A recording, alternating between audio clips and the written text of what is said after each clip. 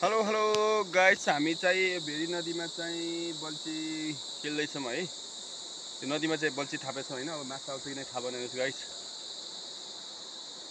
अझ आधा भाइ उतातिर हुनुहुन्छ, हेर्नुहोस् उतातिर हुनुहुन्छ होइन, बल्छी खेल्दै। अनि चाहिँ हामी चाहिँ भेरी नदी स्थित रानीघाटमा छौँ। हजुरले देख्न सक्नुहुनेछ यहाँको यो दृश्य कस्तो छ। ल हेर्नुहोस् है, हेर्नु बल्छी यता हालेको हेर्नु, मैले डोरीमा बाँधेर चाहिँ यसरी बल्छी थापिरहेको छु। अब माछा आउँछ कि नै। अब हेर्नुहोस् है, यतातिर चाहिँ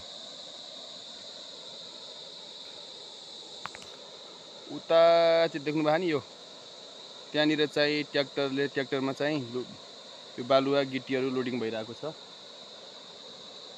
भाइ के छ, माछा मार्ने काम भइरहेछ। ल हेर्नुहोस् है, हाम्रो लोकेश खत्री र रमेश भण्डारी भाइहरू चाहिँ यहाँ बल्छी थाप्नु भएको छ माछा मार्नको लागि चाहिँ। के छ भाइहरू अवस्था?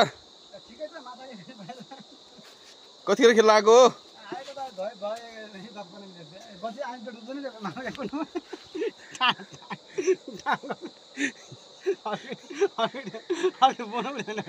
ल भाइको हेर, माछा ठुलो जाने माछा पर्छ भनेर कति मोटो